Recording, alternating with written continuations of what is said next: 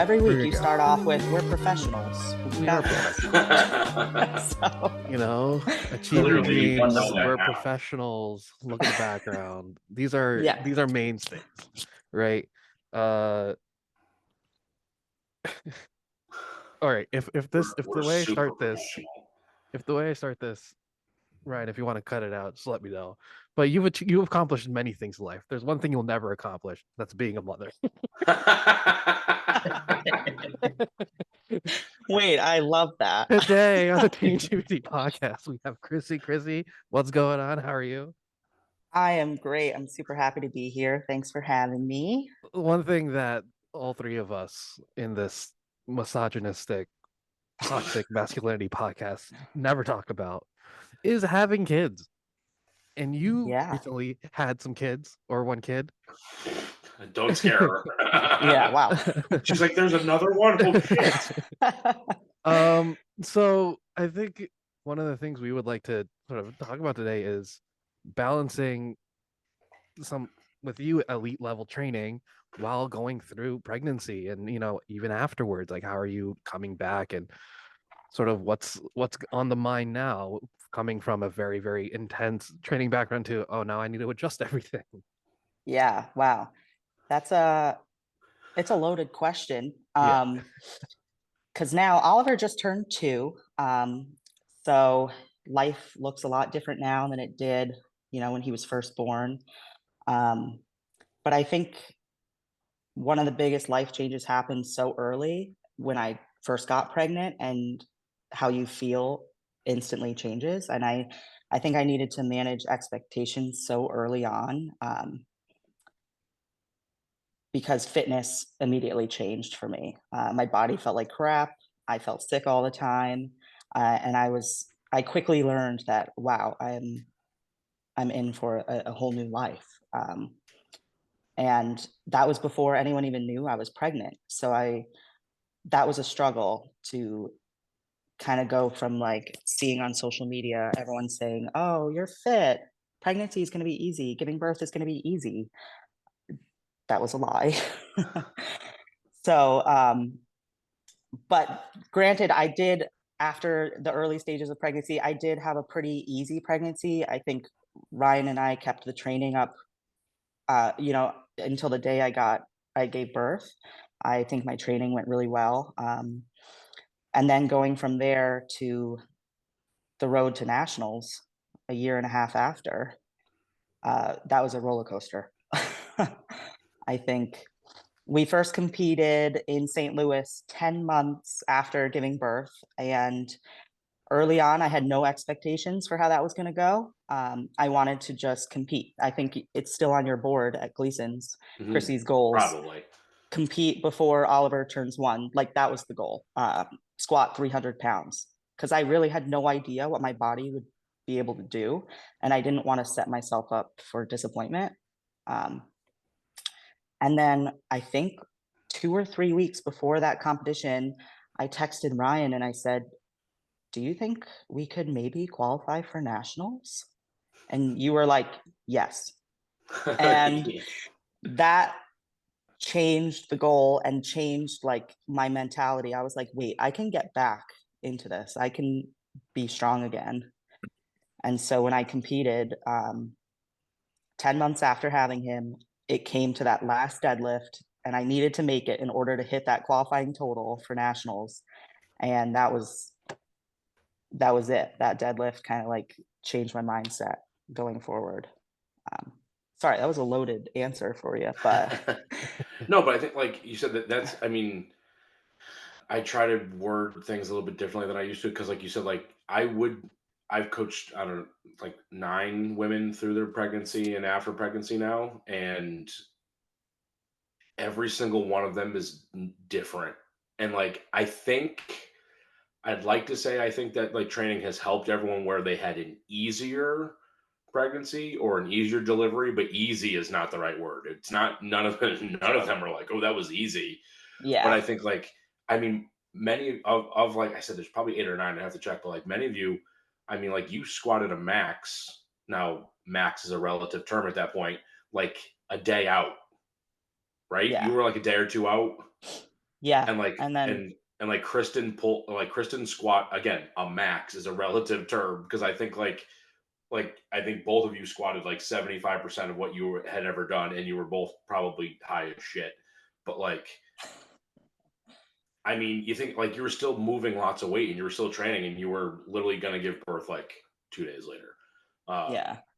so I think that's a big one. I know that, and that doesn't work for everybody. Um, but I think that was a big thing for a lot of the women that have coached, and then most of you got back to it pretty quick too. But Mhm. like you said, I think the expectations is so big because like, yeah, it might take a while, like, and you don't Yeah. know. I mean, like you said, he's almost 2 now, and you're hitting deadlift like all-time deadlift PR. So your deadlift is up. Mhm. Your squat is getting there, but it's not your all-time PR yet, and your bench is not there yet either. So like, No. I think a lot of people are like, it's been 2 years, like, Yeah. get your shit together, and it's like, well, you got ripped apart, so maybe you're allowed to have some time. Um, Yes. and everyone's different because I said like some a couple people their bench came like raging back, and I was like, wow, that like, and then but most of the women the bench was like actually one of the last ones, which I was sort of surprised by. Mhm. Most of you seem to be like really bouncing back to squat and deadlift faster, which is I thought that was going to be the hardest, just because of like all the core and everything, and I thought that would be the hardest. And most of you seem to respond to squat and deadlift much better than bench press. Mhm. And like I kind of try to take that, and like the next time I coach someone, it's like, okay, well, I've got another pregnant person. Like we talked about before we started. We just had someone that had a baby a few weeks ago. We have another one that hasn't announced yet, so I won't say who. But there's another pregnant person that I'm coaching now, and I try to take those things from each person in, but like they're all so fucking different that I don't know. Like we just kind of play it by ear, and it's like, let's see what happens. Yeah, I think early on, like, I had been in a message group with a couple of other, Gleason ladies who either had babies or were pregnant, and then I got a lot of recommendations to, "Oh, follow Meg Squads, follow Megan Scanlon, they had babies," and I'm like, it's really hard because you kind of fall into a trap of comparing yourself, and like I said, everyone is so different. And my pregnancy had some minor complications that made me stop training with a barbell for 10 weeks. And then it it makes your mindset just, you know, like, oh my gosh, am I never gonna get strong again? And I don't know, it's tricky to compare. And then the anxiety portion that people don't talk about, like I was so anxious training every day. I mean, I was checking to make sure nothing was going on down there, like all the time. Um, and that's something no one talks about on social media either, is just the actual anxiety of, am I harming my baby doing this? Even though like logically, lifting is good for me, this and that, it's still kind of scary. But And yeah, and I'm sure I said this to you 2 years ago. It's like I think of it as like thousands of years ago, you were probably pregnant and hunting a saber-toothed tiger. So like you can do a lot more than you think. But at the yeah, same time, like you see some stuff online and you're like, look at what a pregnant woman can do. She's 39 weeks and she's snatching. And I'm like, yeah, maybe not the smartest thing to do. yeah, Um, I was talking to one of the coaches about this, like with just and basically the idea is like, how can we make every exercise safer? Like I don't know if you even remember how much of that time, because like I know a lot of women kind of block out a lot of that time too, because otherwise you'd never have another baby. Um, but like there's a lot of exercises that we just stopped doing because not that they're inherently not safe. They're like most of the stuff we're doing is very safe, hmm, but it's those things that like if you're a little bit off balance because your balance changes so much. You're yeah, like so like let's do less single leg stuff where you're literally on one leg at a time because I don't want you to fall. Or let's hmm, do less stuff where your belly's facing the ground where if you slip and your belly smashes into the floor, like I'm thinking of all these things of like how can we adjust these things to make it like almost like obnoxiously safe. Like so like to the point where it's like, is this even worth doing? Because it's so much easier. But on the other hand, it's like, well, you kind of have to. And Yeah. like thinking of like Cookie right now, like, you know, I was giving her some exercises where she finally got to the point and she's like, I can't keep getting up and down off the ground because that was hard. And I told her, I said, I know Mhm. this is going to happen. You just need to tell me when. And it got to a point where she's like, I can't go to the floor, stand back up 3 or 4 times in a row. Like it just isn't happening. So then we like Yeah. like did everything like just in a standing position and like and movements get a little bit weird, but like you kind of adjust and make it work. But like I said, yeah, you had that 10 weeks like pretty early, and then you Yeah. were able to get back to it. Yeah. So that was a big change too, because it's not like usually you do less as it goes on, and you took this break right in the middle, and then we went back to it, Mhm. and we pushed pretty hard when you got back. And I I think mean, that's not true. pregnancy At first, I was like, let's we do d the bar, and I was like, yes, well, yes. and then we started pushing pretty hard.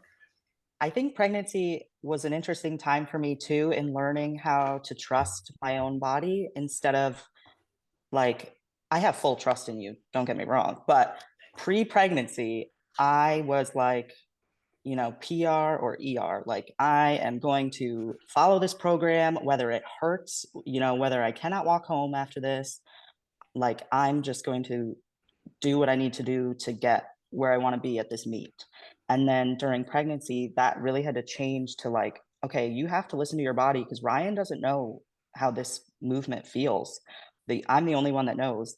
And some of the things that you feel, like I couldn't even articulate to you, but like benching, for example, I know a lot of women don't feel comfortable benching on their back. I felt great doing that. But when my feet were on the floor, I felt like such a strange stretch in my Yeah. abdominals that I was like, "No, I don't feel comfortable with that." So I would bench with my feet up, and it was just something like I couldn't explain why it made me anxious, it just did, and so that's what I changed. So just like little things like that and trusting yourself and trusting how your body feels, I feel like that made me a better athlete today. Yeah, and like I said, like again, everyone's so different. Like I usually with the pregnant women, I'm usually like for bench press. Like at some point, you're gonna have to incline. Like it's just gonna Mhm, happen where you're like you lay down, you're like, oh man, this is uncomfortable. But like not everyone. There's a mhm, few people that made it all the way through. Some earlier than others were like, okay, I got to incline at 28 weeks. I was like, oh, okay. Others were like, okay, I'm at like 35 weeks. I'm going to incline. Um, and like, but you're right. It's so much up to you at that point because like I don't know. And like you said, the anxiety is a good thing because you're gonna feel and think everything so differently because mhm. it's such a huge fucking change from what it was before that you're like, that's a new feeling. What's that about? And now like Yeah, and like, well, like you said, maybe you can tell me, but maybe it's like you just have to. It's better that you just make a change on the fly. Like deadlifts, I mhm. tell all the women like at some point you're probably gonna have to elevate the bar because at some point you just can't get to the bar anymore. You try to bend down for it, and you're like, man, that is a long way away, and you're like, I'm not gonna get to it, and it's like elevate it when you're ready. Yeah, And some people it was like 18 weeks, and they're like, I got to go to a block. mhm. And other people it's like 35 weeks, and they're like, I'm just gonna add a block now. I'm like, okay, like but it's we have ideas, but like it's so individualized. Like because I talk all the time, like powerlifting's not super individual. Any coach, it's like, oh, it's super. No, you're a liar. You're doing three movements. They're the same movements. You're all the Yeah, same people. Like you're doing slightly different things because like your hands are in a different spot. But for pregnancy, holy shit, like way different. yeah, And like I said, like I had so now that I've coached like several, at least I have ideas, but like they're all. If I went back and looked at the programming for all of them, they're not that similar after probably like 16 weeks. mhm. Like I said, I have ideas, but after that, like it starts to change pretty quick. The first 12 we can maybe get through as long as you feel okay because you're not showing much, you're not that big. But like once you start showing, things get weird.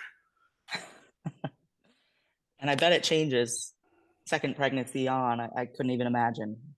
I Yeah, I mean, like I was just talking to Kristen 2 days ago because Kristen's like 5 months with number two right now, and she mhm, said like it's a way different feel so far. Um, like the first one, she had to make a lot more modifications. Right now, she's like, I don't know, I feel pretty good. So I'm like, cool, keep going as far as you can, and then see what happens. But again, it also like comes down to like, when do you have to be smart? Because like I don't know if you remember that video like 5 years ago. It was like that CrossFit girl that was snatching like full belly, hitting snatches Yeah. at like 3 days out. And I'm like, that's my thing of like, just because you can doesn't mean you should.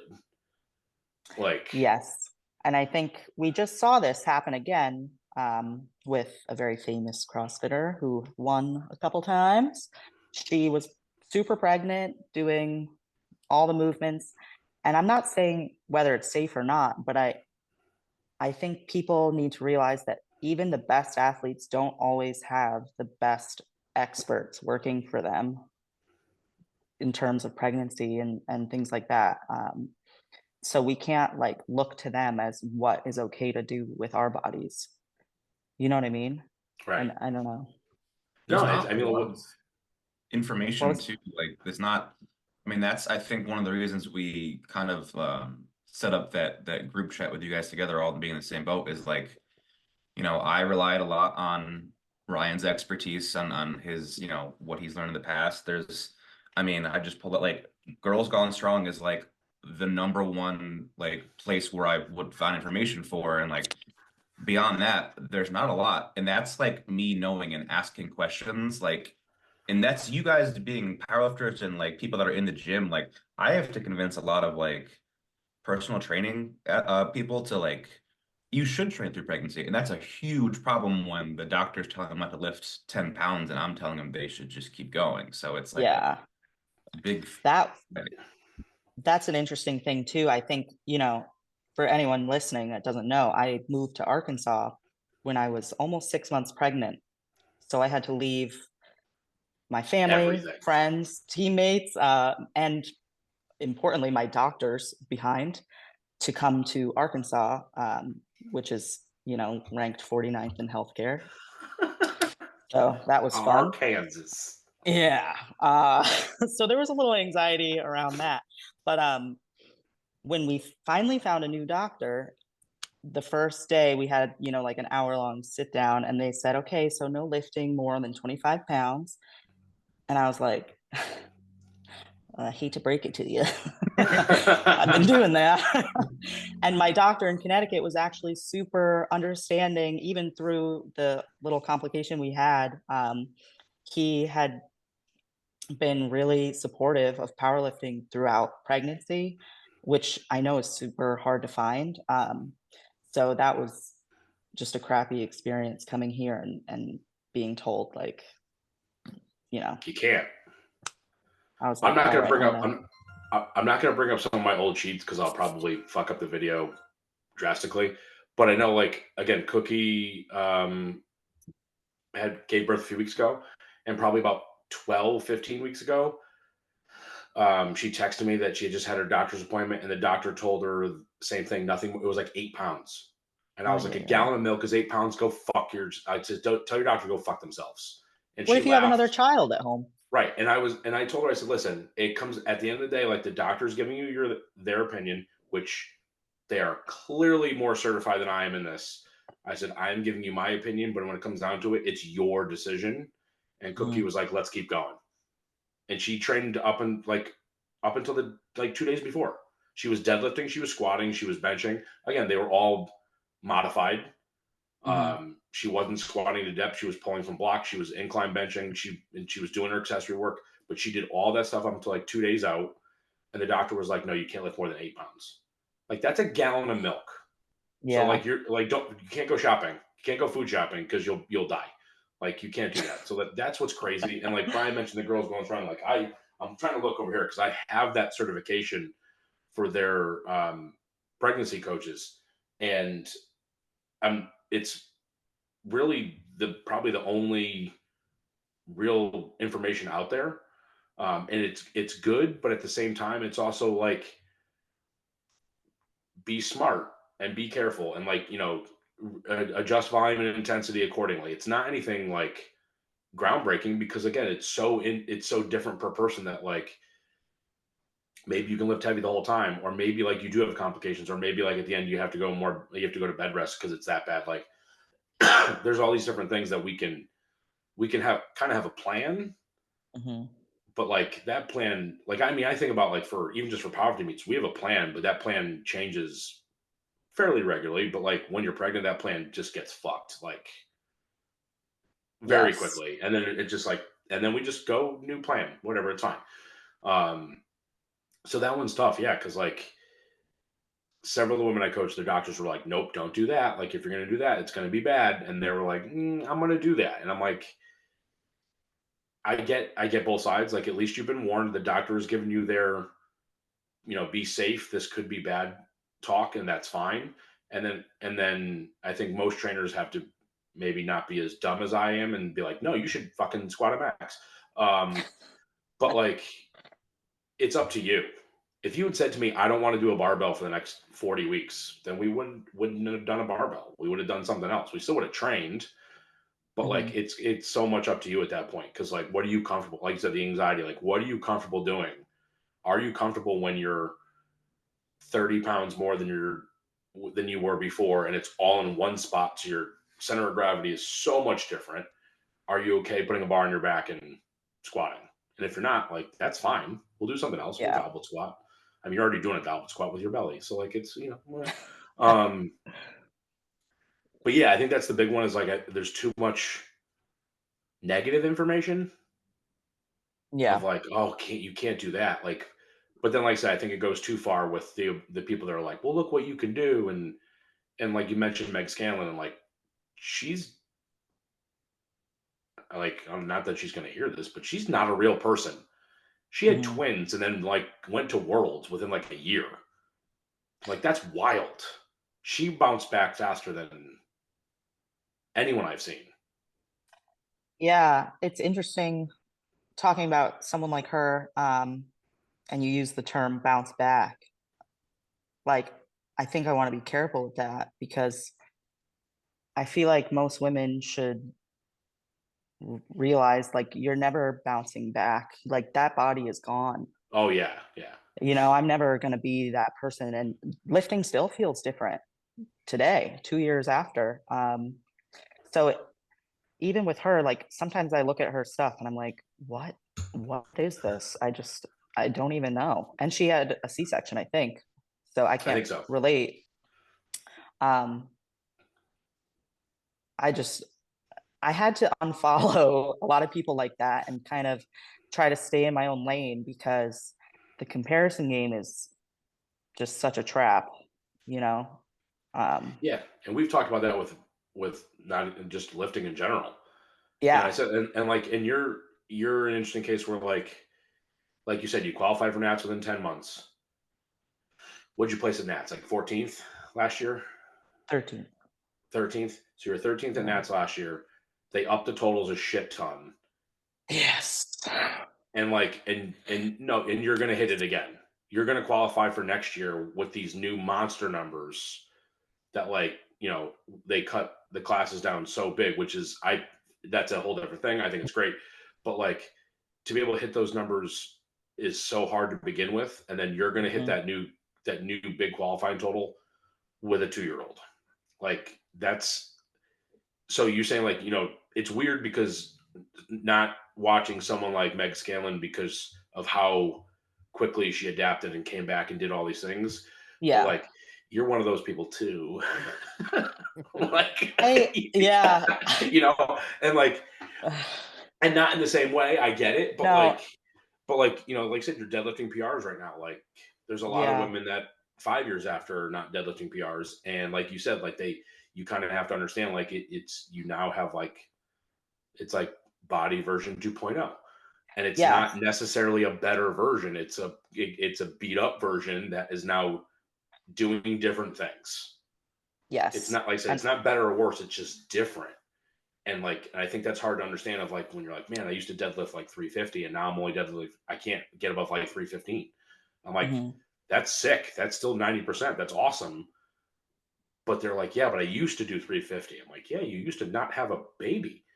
Like Yeah. it's so different. And I think that's like you said, the comparison is it gets super hard. Yeah. And there's other factors too that we haven't even talked about, like breastfeeding for a long Dive time in if you afterward. want. Go for it. Yeah. I have Well, no I idea mean, how many women listen to this, but go for it. I Hopefully mean, this I podcast breastfed. However gets us much more you women. want. We're Well, trying to get this demographic right now. Talk about everything, please. I mean, I breastfed for a very long time after having him, and that I don't know how much that affected me, obviously, because I can't compare to what it would have been like without that. But I will say it doesn't feel like your body is fully yours. I mean, you're still giving up part of your body like every day, feeling like not only is someone physically dependent on you to survive, like, just around the house, but like he also needs your freaking body to survive. Like that's a crazy feeling. Like, Yeah, like you're literally like without you, it's like, oh shit, things are gonna go wrong. yes. And so Um, mentally, like training was like the only like, okay, this is for me. No one else can touch this. This is mine, Um, but but I even then, mean, I'm sure there was times, especially when he was younger. Well, I don't know. He's 2. It might be just as rough now. But I'm sure there's times where you've been squatting and you could probably hear him, because I know you train at home, oh, and you yes. probably hear him crying, and you're like, fuck, like you want that time for you, but Yeah. also you're like, I gotta go take care of him. Oh, there were countless times Andrew was joking about this, saying, "Oh, you have to tell this to them on the podcast." And I'm like, "Okay, I will." Like I would be in the middle of like deadlift sets, and the camera would go off, and I'd be like, "Okay." Then I would run back in, lay down with him, put him back to sleep. 30 minutes later, I would go back in the gym and hit that next set and be like, "Okay, get your mind right." So yeah, there was a lot of that, just interruptions. Constantly. I think before having Oliver, I was a really nervous competitor, and Andrew and I would always talk about like before competing, Chrissy, control what's in your control. And it's corny, but I would literally say that to myself when I competed, like bodybuilding, weightlifting, powerlifting. Things happen outside of your control at these meets where you're like, it could totally fuck you up mentally, or you could just roll with it. And I think after having Oliver, that meet day mentality changed to an everyday mentality where I literally I had to wake up and be like, okay, control what's in your control, and just like, you can get through this training session. And if he interrupts, it's fine. I can finish it. It'll be what it is, But So, talking like that, like, so how was nationals, this past nationals, different than past meets like before? Because you were a different, you were way more chill. yeah, it's funny because if you listened to the live stream, my sister was texting me. I think we were laughing about it at the meet. The announcers were like, "Here comes Christina, cool, calm, collected." I was like, "That is not who I am as a person," but thank you for the compliment.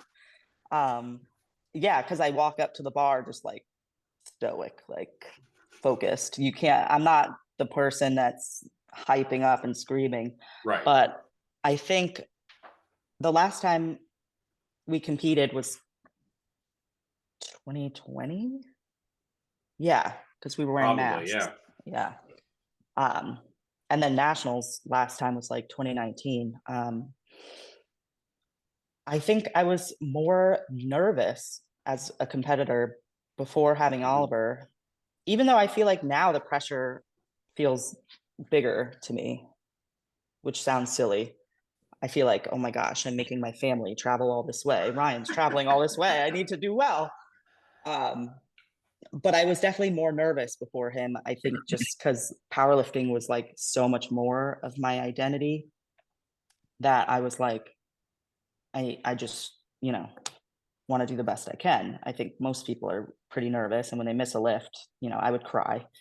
Um, and then at this nationals, I was like, Ryan, I pushed a fucking baby out. I can lift this. So that was the mentality. Yeah, she literally said that to me. Yes. You literally said that for squat and deadlift. You're like, this is easy.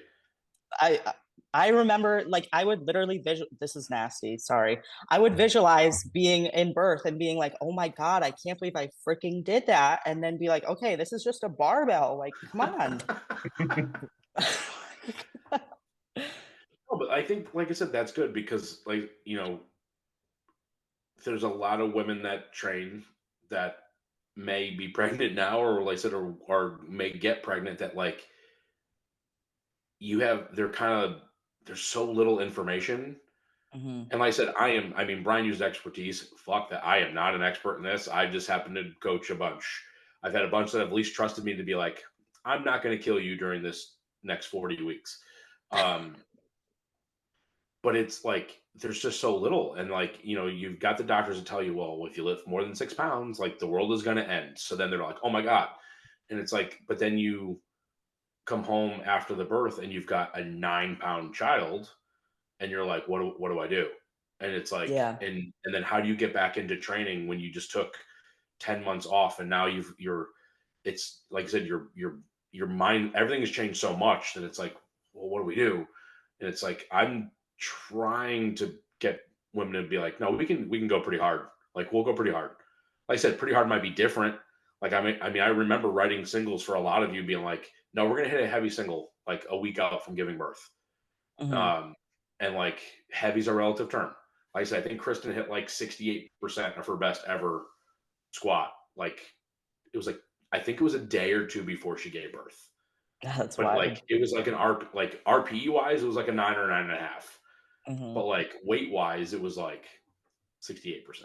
Like, but she was 40 weeks, and then like literally gave birth the next day. And I still think, and again, like, it's different for everybody, but she gave maybe the fastest birth ever. Like, she started to have contractions, and they were like in a panic how fast everything was happening. Wow. And I think training helps that. Like I said, Mhm. not every time weird shit happens, and like maybe that it doesn't help at all. But like, I think being in shape and continuing to do these things is at least helpful. And I think of, like, I'm 41 now, but like, my mom was swimming with me I think the day of I was born. I was born at 2 a.m. I think she went swimming on like the end of November, and she was swimming that morning, and then that night went into labor and had me, you know, 15 hours after swimming. Like, that was her Yeah. exercise for the day. I And that mean, was fitness 40 definitely, years ago. yeah. Fitness in general definitely helped me through that process of giving birth, because I do remember I was in labor for, I think, like 24 hours. And then by the time we were pushing, it was a big struggle because he was kind of stuck just anatomically, like my pelvis was not working. And my doctor was like, we're going to have to do a C-section if you do not push harder. And I was like, all right, don't tell me I can't do something. Like, no, we're doing it right here. So But I he was think, pretty big too, yeah, right? I thought he was big, but I don't think he was What only do you weigh? like 7.5 pounds. So he really wasn't Well, big, but like looking at him, I'm like, damn, those shoulders, like, how'd that come out of me? Like, the I first thing mean, he came out, Andrew and I go, oh my God, his shoulders. I was like, he is jacked. I mean, Molly was only 5'13", so she Oh, was like, wow. yeah, she was tiny. Yeah. And we left because like one of our friends was down the hall the night before, and his I grew up with him. His son was born the night before Molly was, and his son was like 10, 13. Bless that woman. And we like he like came over to see Molly, and he's like, she's so small. And I went over to see him. I'm like, don't let him near my kid. Like, he's so big. And like, it's, even something like that, like, there's just so many, And you don't know. And you yeah. don't know, like, and at least, I mean, at least, like, you're going to the doctor's appointments very regularly at the end. So like, that's kind of the good thing too, is like, if we are training and maybe we're doing something we shouldn't be doing, you're going to pick up on it very quickly, because you're going to feel something, and you've got a doctor's appointment probably in a week or two. Like, at the Mhm. end, you're going pretty right. I mean, probably went right every week in the Yeah, I like think last every 6 week at weeks. the end. Mhm. Yeah. So like, at least you kind of can pick stuff up like that. But again, like, depending on where you are, like you said, Arkansas might be a little different than Connecticut. Like, Yeah. probably not everyone's going to the doctor every week the last 6, 8 weeks. Yeah, for sure. So then you got to be even a little bit more careful because you don't, if you don't pick up something, then it could be worse. Um, so no, I think it's like, I don't know. I think of like that we can push you as hard as possible as long as we're doing it safely. Mhm. And like I've talked to all the women, it's like you just, like you said, you have to tell me because I don't know. Like I can get a pretty good idea when you're not pregnant, and I can look at your lift and know like how it's going. But like when you're pregnant, you could do a lift, it could look fine, and you're like, I feel terrible, and like I can't Mhm. tell that from the lift because the lift might actually look easy, and I'm like, oh man, she should go up next time, and you're like, no, I don't like how that feels. I don't, and that's like that communication is so much bigger. Um, Yeah. and I think most women I've coached, we've been good with that. So, but like, it's like if you think you're communicating enough, you're probably not. You could probably do more. Just tell your coach, Mhm. because it's a lot. It's a fucking lot. These two don't know that. I mean, like I'm a guy, so I don't have to worry about it as much. They don't even have a kid. I Like, know. fuck you two. Um,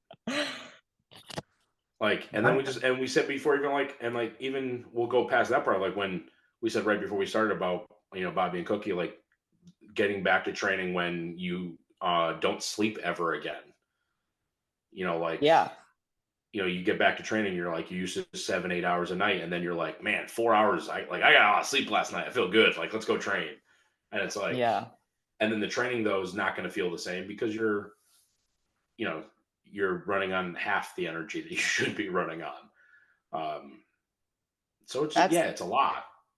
that's the hardest part, I think, that it's not even, pregnancy, training through that, or the 6 weeks after. It's like when your husband goes back to work and you are I mean, I'm a stay-at-home mom right now, so me learning how to parent alone without a support system or a village near me, and then also learning how to become a competitive athlete again, that was, like, a lot to balance and struggle with. Um, that's to me, it was a lot harder than, balancing the anxiety of training through pregnancy and all that.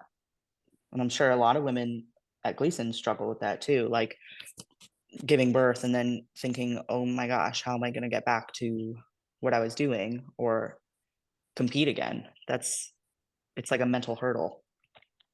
Yeah, like, and it's tough because like even then, like I think the goal that you made, like you said, was good when you were like, I just want to compete before he turns one, Yeah. because that's you had a timeline which was a long enough to be like a safe and effective timeline, but it was Mhm. like a pretty simple goal of like, let me just get on the platform. Because Yeah. it's one of those things that the more you think about it, if you don't do it, the longer you go, and all of a sudden it's 2, 3, 5, 10 years, and you're like, man, I still haven't done this. And Yeah. I there's nothing to say that you can't do this when, like, you could have taken 10 years off, and when Oliver was like 12 years old, and you could be like, hey man, go do your own thing. I'm gonna go train and come back. But like at that point, how do you get back into it after a decade? So Mhm. like I think that was a good idea of like, I just want to do a meet. It didn't matter necessarily what the numbers were until we got close and you were like, oh, I'm putting up pretty good numbers. Um, but like Jen Mello just competed in December for her first meet since giving birth. And same thing, she just was like happy to be out there. Like, I Yeah. mean, she squatted like 90-ish% of her best. She pulled like 88%. She benched like around 88%. So like, her numbers weren't what people would expect of her if they knew just her previous numbers. I think she dots like 420. So it's still like she had good numbers. But they weren't like her numbers. Mhm. But you could see she just was happy to be doing it. And like, she's like, she didn't even like, she missed her third. I lied to her. She wanted to pull a number. I said, no, you don't have it. And then I put it in anyway. Um, Why would you tell her that? because like I knew it was going to be really hard. So I wanted her to think that we were going for the lower number. So she would just be like, okay, I've got this.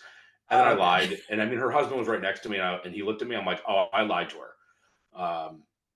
And she pulled it, but she ended up I think she got called for hitching. And she was like upset. And I was like, oh yeah, by the way, that was the heavier number. She was like, just happy. Like she didn't even care that she missed at that point. She was like, "Oh, I pulled it." Like Oh, she was just wow. like happy that she was out there because like, she hadn't competed in a while. Like so she Yeah. didn't care that her numbers were down 11, 12%. She was just like happy to be out there. And when the meet was over, she's like, "I want to do March and the March meet in 3 months." And I was like, "Oh, all right." Like so she's getting ready for the meet in 3 weeks, like because she just wanted to Yeah. get back out there. I Which is actually I think that's like I said, that was a good goal. Yeah. I like miss those days a little bit. I think most people like when their child kind of grows and is like a little more independent and they can play with them. Listen, I loved the baby stage. Like, whew, snuggle with me all day. You are the cutest. But but I like that stage. And I think training for me, although it was like hard and I put expectations on myself, I feel like no one had expectations for me. Like, Ryan, you were like, let's just get strong for this meet. And like, my family was like, oh, you're still doing this? And Andrew was like, I'm proud of you. You're working out. So there was just like no expectations. It was just like, go have fun, make this time about you.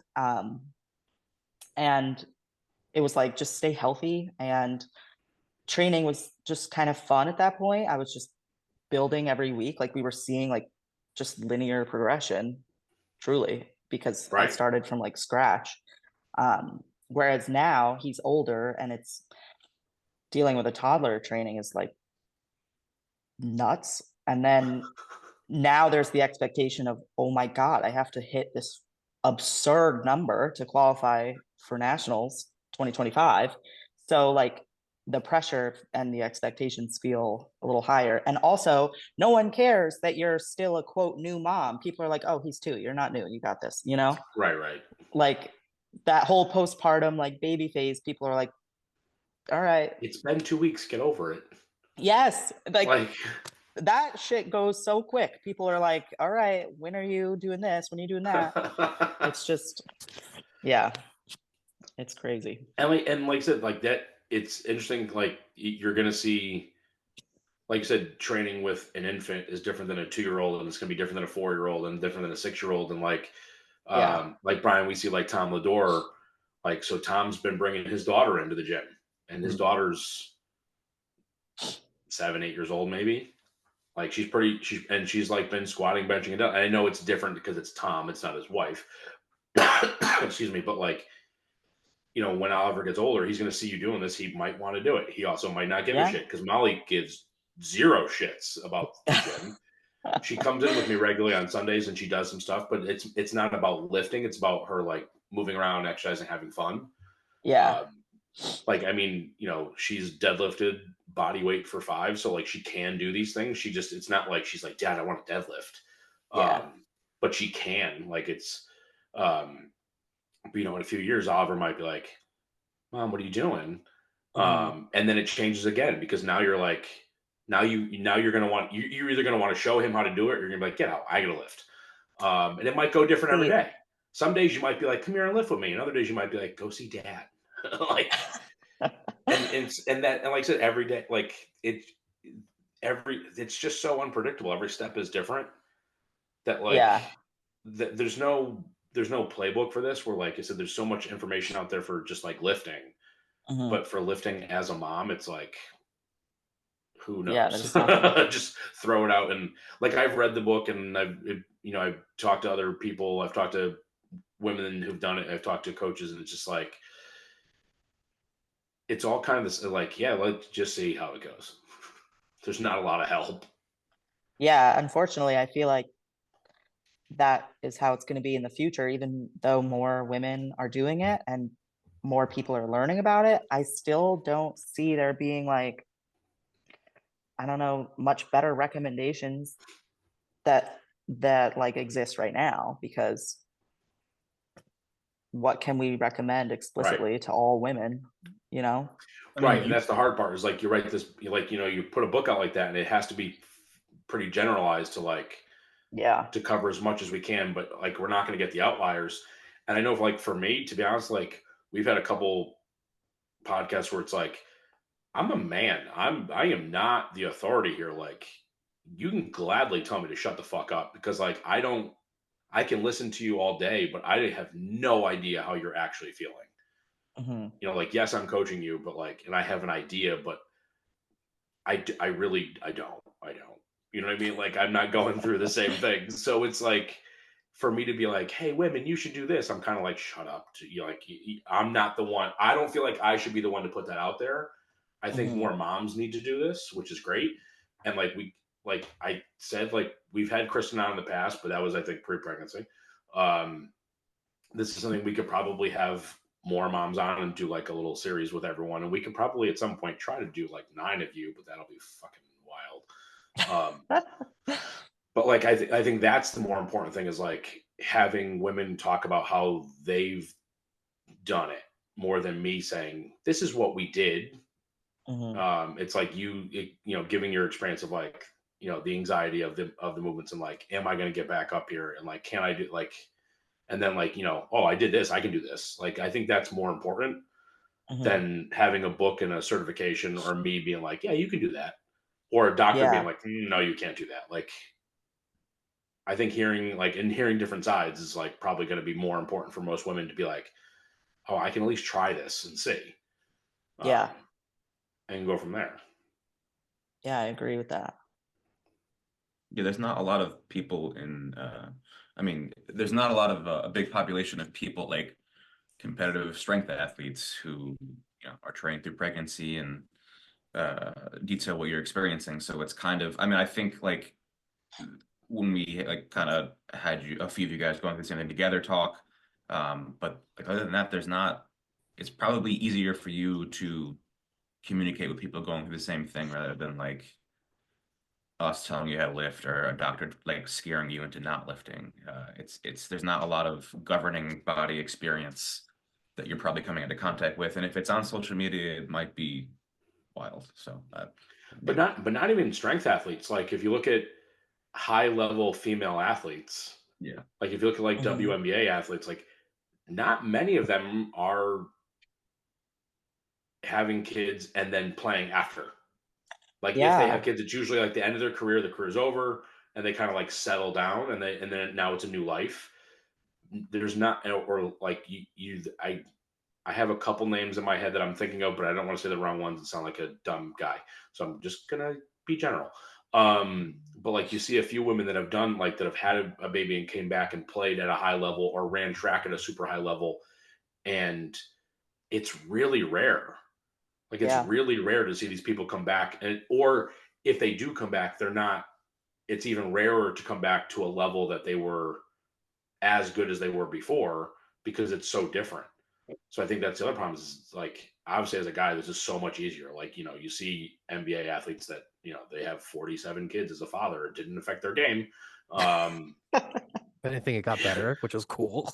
yeah, some people like, um, but Oh gosh. like, there's just not that much out there for women. Like I said, I'm think WNBA is like what jumps out to me, but like, how many of those great players had a kid and came back and played, period.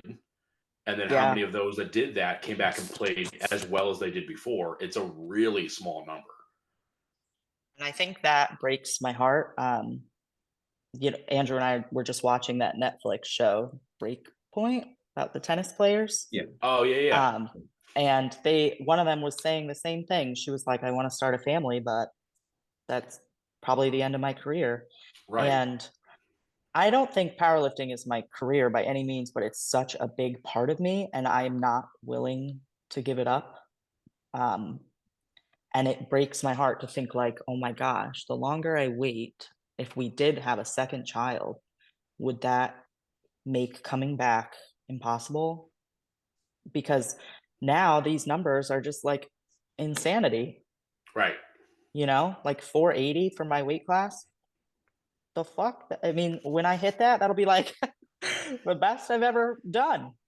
right. Um, and it took so long to get here. So it just feels like, do I want to like start over and feel like, okay, now I'm just going to lift for fun after that? Or how far am I going to take this kind of thing? Right, and it's tough because, like you said, like it's you don't lose that competitive drive, No. but now, like you said, you're kind of starting from scratch. Like even though you trained all the way through, but like after the delivery and usually about 6 weeks of just recovering, Mhm. you get back in the gym and you're like, whoa, I can't brace. Like my core is gone. And Yeah. like now we're like, let's do planks and side planks for a long time until you remember how to like actually feel that. And to be able to get, like I said, get back, like if if you were to do this now, like and we talked about like for your next meet, I was thinking that you were going to be like 475 ish as a total. And then Mhm. it's like, well, fuck it. Let's just go for 480 because like that's the goal. That's the new number. So let's shoot for 480. But like if you had a kid now, 480 might take a long time to get back to. And I'm older. Yeah. And then Um, like, so there's a whole, like and like I think of someone like April, like April's got 5 kids, and April's a little around my age, but like she started later, so like you can do these things. And April's, she's won the Masters National Championship, so it's like she's obviously a great lifter, but it was on a different time frame. yeah. Um, and so you can see that it's possible, like it like I mean it's very different in her regard because I think like her youngest kid is like 17. Mhm. So it's well after the fact, but like she's still got to deal with the fact that she's got 5 kids. So Yeah. she's still a mom the whole time, and it still has to change the way it's different than if she had 0. And I'm not saying that like it's easy for other people, but it's different. Like Yeah. it's probably easier, but like I'm not trying to put them down, but it's different. Like it's Mhm. so you can't have the same, like you said, from the first thing, that you can't have the same expectations because who knows? Yeah. Totally. I think it's really interesting how there's this expectation of like coming back after you're pregnant. I mean, like once again, speaking from just like stories and stuff like that, but coming back after pregnancy of like, oh, I have this expectation, like, oh, I just need to be like what I used to be, not like just you like literally went through probably one of the most traumatic things anyone would ever go through. Like you literally, that's like saying, oh man, why am I not as good as a runner when I have half my leg cut off? It's like, well, you just went through something, guy. Like, relax, right? Yeah. Like, giving birth isn't easy. And that's why I think it's, we have to, any movement after giving birth is like you're nailing it. You're doing a real good job because it's Well, not an thank you. easy thing to go through. Yeah, I didn't even realize like the physical trauma of it until we got home and I wanted to walk our dog and I couldn't. I was like, Yeah. what the heck? Like doing it was like the hardest workout of my life. And then I just kind of thought like, oh, I'll recover like a workout. I don't know. But then you come home and like daily activities are hard and you realize, wow, what a physical trauma you just went through. It's crazy. Yeah. As I said, if you think about like if I look back at your program or everyone else's, like once you got back into it, it was like a lot of really low level core exercises Hmm. to like learn how to use your core again. Especially like if you have if you had diastasis recti where like you just got, I mean, you're getting fucking pulled apart. Like Yeah. getting your core to do what you want it to do is so wild. And like especially with powerlifting, like, oh, you want to put 400 pounds in your back and your core is being a jackass. And like, is a dead bug going to carry over to the 400 pounds? No, but like you need to like relearn how to use those muscles. And an exercise for you that would normally be like super simple, you're like, oh, this is kind of hard. Yeah. And like getting back to, and like I think that's like you can't, and that's the weird thing about post pregnancy is like you can't rush it. We have to let it kind of happen naturally because like it will come back, I think, fairly well, but Hmm. like you really can't rush it. And I had a little bit of like I had some experience with some women that had some surgeries, not pregnancy related, but core surgeries. That when we got back a little bit quicker, than we it's not as damaging as giving birth, but they still had a surgery through that, and they ran into low back issues right away.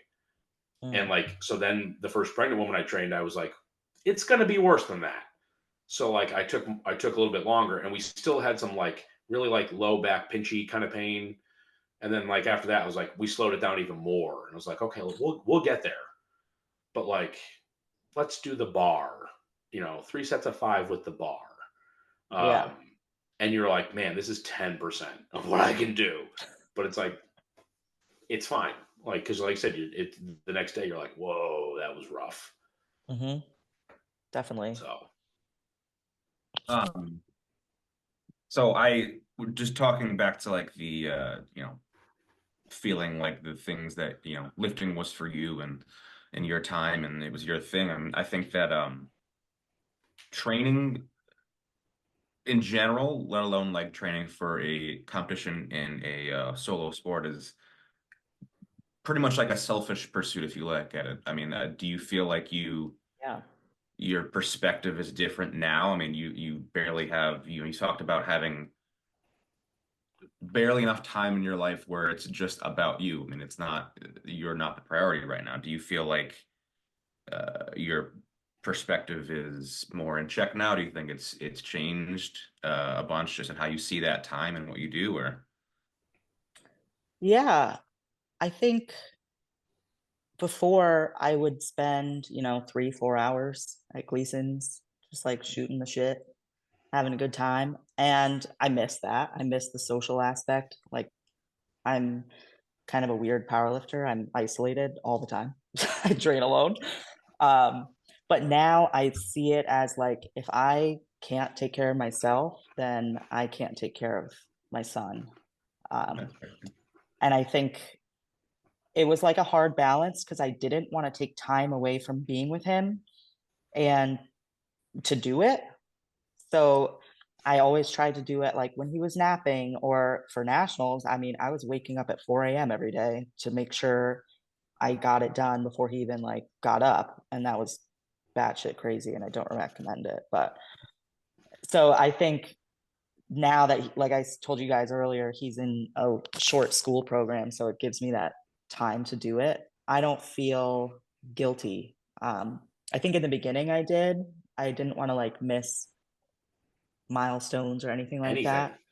Yeah, you don't want to miss like, did they sneeze? Oh my gosh. Did you get a video of it? Like it was like every, second. But it has changed to like the days where I couldn't finish my training early on, or like the days where Andrew's like, I can't watch him during this. Like, I really need you to do it. And I couldn't get my training done. Like, I was a cranky bitch the rest of the day where I'd be like, I did nothing for myself today. Like, I didn't shower, I didn't train. What's the point? So I think we as a family have prioritized, like, okay, mom's training now. So this is for her. But it's weird because, like you said, like the selfish aspect, like I get it. Like it is a selfish sport to be able to compete at this level because you need so much of your time.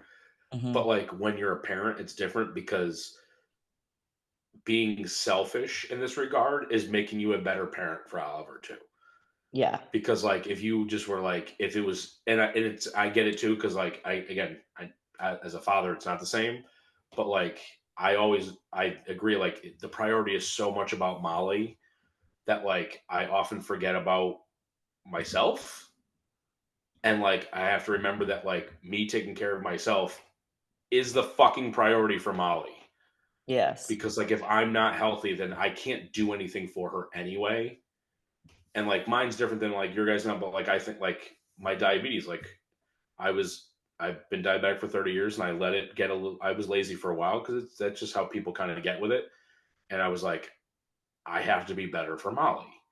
So like I went back on the pump and went back on the CGM and and I got way healthier because like I was taking better care of myself. And I said like I actually at one point like apologized to Jill and Molly because I was like I was being a shitty husband and father because like I was doing everything I could for them, but like at the same time I wasn't taking care of myself. So like I realized how little energy I had and how just like crappy I felt because I wasn't taking care of my diabetes. And now that I'm doing better, I'm like, oh man, I was a piece of shit. Mhm. So it's weird because like this selfish thing that you need for you for training is weirdly unselfish at the same time. You know what I mean? Like it sounds selfish, and I know what you're saying, Brian. Like it, like in the moment, you're like, this is my time, but your time makes you a better parent for him, and it's a good example for him too. So like for the future, like he'll see that, and in that regard, it's like the least selfish thing you can do because Yeah. you're doing it like yes, you're doing it for you, but you're doing it for him too. And that's the weird like dichotomy of a parent. Like this is my time, but it makes me so much better for you. So it's people are like, oh, you're not spending time with your kid. Go fuck yourself. Like it makes me a better parent when I am with my kid. Yeah. So it's weird. It's like I said, I don't. It's hard to describe. Like I don't really know if I'm saying it in a way that makes a lot of sense. No, But and like, Andrew and I have had so many talks about it too, because I have felt a lot of guilt. And I think I've had like family members or friends kind of make like little quips like, don't you miss Oliver? Or I don't know, just little things that I'm like, what did you mean by that? But I think if Andrew was competing, I don't know if anyone would ask him that, right. you know? Yeah. It's I think it's more of that on you than, I mean, that's might be go back to the idea of like there's no one talking about a lot of these subjects from your yeah, perspective. And people might see like from a male perspective, professional athlete, or just anyone in general, but I don't think there's a lot of people talking from your perspective. And that's some generally just curiosity, but like yeah. what's your reference point? Hmm. Yeah, and it's like I said, before, like with Cookie and Bobby being new parents, I'm like, Jill and I are pretty open about like any parents that ask us questions, we tell our honest stories of like what we've done with Molly, and sometimes people are like, "Whoa, that's aggressive," and it's like, "Well, this is the shit that happened," and Yeah. like, and then you become a parent, and like you very quickly understand. You're like, "Oh yeah, you're right. Like I get that." But like when you're not a parent, it's hard to understand because you're like, it's like, well, I've slept 3 hours in the last 2 days, so I'm a little fucking cranky. And you're trying to like take care of yourself while taking care of them, and like then they cry, and you're like, oh my god. And that's coming from the father side, where like I said, like no one's picking on me for that. Um, yeah, like I said, if Andrew was doing this, no one would be like, no, why aren't you home with Oliver? They'd be like, that's cool. For you, it's like, why aren't you home with Oliver? It's more like it's more Yeah. judgy. Hmm. But again, like that selfishness to me it's also at the same time like the least selfish thing because you're making yourself better for him, um, Hmm. both mentally and physically. Because if you didn't do this, you might want to murder someone like Andrew. Who knows? Yes, very true. Oh my goodness. Hopefully, he doesn't hear that. Yeah, sorry, bud. Um, I don't know. Usually, I always say like I feel like there's like a time. I mean, we've been talking for a while. I feel like we're kind of there right now. We could probably do Hmm. more another time, but there's like that kind of weird cutoff. Um, I don't know. You got anything you want to say right now? You don't post shit, so like the normal thing of I like science, like don't. tell us where we can find you. You post once a year, so like I don't. you're You not know, that regard. Yeah. No one, don't worry about where we can find you. yeah. You post like one picture of Oliver and one lifting post a year, and that's about it. Yeah, I don't know why. I feel like It's I'm fine. always I like don't po- training, my thinking personal like, page. I who don't would post care shit. about my training, you know? Right. And then I guess maybe some people would care, but I don't know. I care. Maybe I Maybe, should post training. Oh, thank you. maybe you could post it now and be like, for other moms that are trying to do it. Now I just put That's work on your plate, Yeah, but yeah. I was gonna say that, but I'm like, I don't want to add more to your plate out of guilt. yeah. No, Andrew says that to me all the time. He's like, you should post your training and talk about, how hard it is. And I'm like, oh, so be like vulnerable on social media. Yeah, Okay. and that's you're right. And like maybe you don't have to go that far, but even just like I don't. I mean, it's up to you. Like I said, I don't post anything on my personal page. I have one I haven't posted in like 6 years. So I mean, you're two posts a year are way ahead of me. Yeah. So it's fine. I don't Also, know. I Just wear any. like the same sweatpants every day. So it's like, oh my gosh, are they going to judge me for wearing the same shit every single day? This is my Sunday shirt. Yeah, that's is what I'm my saying. because my Monday through Friday shirt is my GPT gear. So So you got to switch out. even this is the GPT podcast and I've got GPT in the background, I'm still not wearing it because this is my Sunday shirt. Because I wear GPT shit. I don't have GPT pants on right now. So let's see, I'm full not GPT right now. Wow, look at you. It's a Sunday. It's the day of rest. Even though we're working right now, and I programmed before we got on the call. I don't know. Well, anything you want to say else after an hour of talking? Oof. I mean, I feel like we beat this point down a lot, but you know, to anyone pregnant or coming back from having a baby, and I would say like stay in your own lane and not compare yourself to other moms coming back and focus on your own progression. I think that was what I literally had to just mute and hide anyone who lifted and ever had a child on social media to make myself like stay true to that mantra, or else I would have doom scrolled for days. So I think that's always important for all lifters, actually. Right, and that's not negative to them. That's just what you needed for you. Like it's not their fault. It just that's how comparison is what everyone does. So it is what it is. But like I said, Yes. I'm making that joke before. Like you did qualify for Nats and you did place 13th, and you're gonna and you're going again this year. You're going to Salt Lake. Yes. And then you're gonna fucking qualify again for next year with those crazy numbers. So like, you're that person that they're muting if you post. Well, yes, but I would also say that is part of like my success is being able to focus on myself and truly mute out. Even before Oliver, I would say like literally before any meet, I was like, I cannot look at other people lifting right now. At nationals, there was a girl on our warm-up platform that fell during a deadlift, a warm-up. Oh my God, I literally closed my eyes and turned around and said, delete that from your brain, because you are going to now go out there and somehow fall because you just watched this girl fall. Like, that's who I am. Like, I just need to keep my head down, eyes forward, and not look at anything else to really focus. And I think that is part of why I have the numbers I have. So might not work for other people, but exactly. You heard it here first, folks. Achieve your dreams. Look out for Ryan's new book called Why You Should Train While Pregnant. Oh, God.